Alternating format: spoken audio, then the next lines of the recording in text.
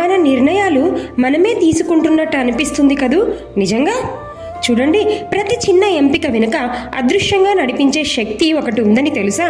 కృష్ణుడు అన్నాడు, ప్రకృతే క్రియమాణాని గుణై కర్మాణి సర్వశః అహంకార విమూఢాత్మ కర్తాహమితి మన్యతే అని. కృష్ణుడు చెప్పిన ఈ సత్యం ప్రకారం మనం కర్తలమని అనుకుంటాం, కానీ మన కర్మలు అంటే మన ఆలోచనలే మన నిర్ణయాలను ప్రభావితం చేస్తాయి. మీరు ఒక కాఫీ ఎంచుకోవడం, ఎవరో ఒకరికి రిప్లై ఇవ్వడం, కెరియర్ ఏది అన్న నిర్ణయం తీసుకోవడం, ఇవన్నీ యాదృచ్ఛికం కాదు. అవన్నీ గత కర్మల అన్సీన్ చైన్ రియాక్షన్స్. అంటే కర్మ ఒక ఇన్విజిబుల్ అల్గారిథం లాగా మన చాయిస్ని ఇన్ఫ్లుయెన్స్ చేస్తుంది.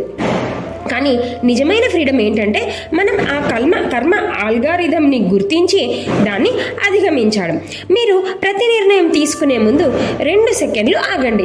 ఇది నా అలవాటు కర్మ వలన లేక నేను నిజంగా కోరుకునేదా అని ఆత్మపరిశీలన చేయండి. ఈ చిన్న పాస్ ద్వారా మనసు కర్మబంధం నుంచి స్పిరిచువల్ ఫ్రీడమ్ వైపుకు తీసుకువెళ్తుంది. మీకు అనిపిస్తుందా మీరు డెసిషన్స్ తీసుకుంటున్నారా లేక కర్మ మిమ్మల్ని ఆడిస్తుందా అని కామెంట్ చేయండి.